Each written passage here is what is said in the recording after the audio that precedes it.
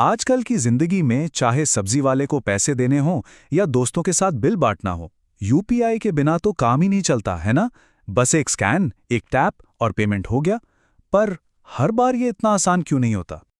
कभी ना कभी तो ऐसा हुआ ही होगा कि एक बहुत ज़रूरी पेमेंट ठीक मौके पर फेल हो गया और हम बस यही सोचते रह गए कि भाई गड़बड़ कहाँ हो गई। ज़्यादातर लोगों का दिमाग सबसे पहले पेमेंट ऐप पे जाता है या फिर लगता है कि शायद नेटवर्क ही ठीक नहीं है। लेकिन क्या हो अगर असली वजह इनमें से कुछ भी ना हो? तो चलिए पता लगाते हैं। असल में ये कोई तकनीकी खराबी नहीं, बल्कि एक सोचा समझा नियम है जो हमारे पेमेंट्स को कंट्रोल करता है। तो आखिर ये पेमेंट फेल होता क्यों है? इन सभी नियमों के पीछे है एक ही संस्था, एनपीसीआई यानी national payments corporation of India. जी हां, यही वो ऑर्गेनाइजेशन है जो भारत में होने वाले सभी यूपीआई लेनदेन के नियम तय करती है। और उनका सबसे बड़ा और सबसे ज़रूरी नियम, एक दिन में एक यूज़र सिर्फ इतनी ही रकम भेज सकता है, 1,00,000 रुपए। अच्छा, तो इस 1,00,000 रुपए की लिमिट का असली मतलब क्या है?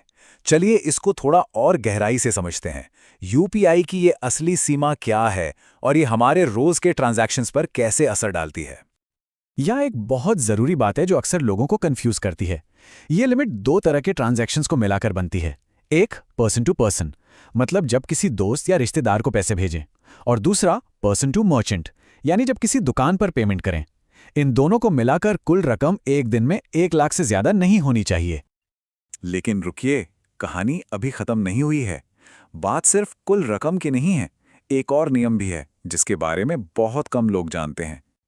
और वो नियम आता है सीधे बैंकों की तरफ से। जी हाँ, कुछ बैंक हर दिन किए जाने वाले ट्रांजैक्शंस की गिनती पर भी रोक लगाते हैं। मिसाल के तौर पर, अगर किसी का खाता एसबीआई में है तो वो एक दिन में ज्यादा से ज्यादा 20 P2P यानी पर्सन टू पर्सन ट्रांजैक्शन ही कर सकता है। मतलब दोस्तों के साथ 20 बार हिसाब करने के बाद उस दिन के लिए ऐप काम करना बंद कर देगा। हाँ, दुकानों पर पेमेंट करने यानी P2M ट्रांजैक्शन पर गिनती की कोई रोक नहीं होती।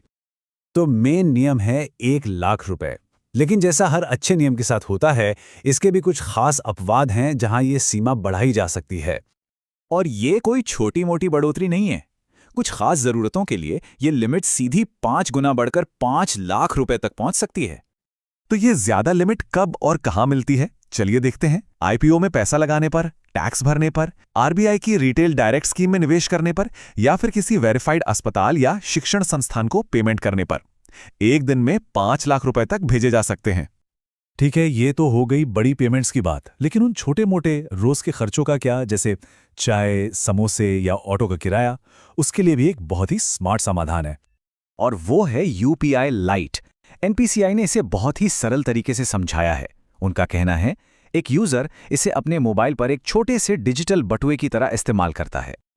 तो ये काम कैसे करता है? अरे बहुत ही आसानी से। अपनी पेमेंट ऐप में यूपीआई लाइट को एक्टिवेट करें, उसमें कुछ पैसे डाल दें और बस अब 20, 50 या 100 रुपए जैसे छोटे पेमेंट्स करें एकदम बिजली की रफ्तार से। और सबसे अच्छी बात, बार बार पिन डालने का झंझट ही खत्म। और ये हर बार बैंक के सर्वर से भी कनेक्ट नहीं होता, जिससे पेमेंट सुपर फास्ट हो जाता है। तो इस पूरी बातचीत का निचोड़ क्या है? चलिए इन जरूरी नियमों की एक फटाफट चीट शीट बना लेते हैं ताकि ये हमेशा याद रहें। तो ये हैं आपके यूपीआई रूल बुक के 4 सबसे जरूरी नियम। पहला, रोज की कुल लिमिट है 1,00,000 रुपए, जिसमें P2P और P2M दोनों शामिल हैं। दूसरा, अपने बैंक के नियम जरूर देख लें, क्योंकि वो ट्रांजैक्शन की गिनती पर भी रोक लगा सकते हैं, जैसे एसबीआई की 20 P2P की लिमिट। तीसरा, आईपीओ या अस्पताल जैसी खास जरूरतों के लिए लिमिट 5,00,000 तक हो सकती है।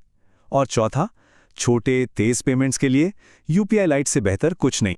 तो अगली बार जब कोई यूपीआई पेमेंट अटक जाए तो शायद नेटवर्क को कोसने से पहले इन नियमों को याद कर लीजिएगा।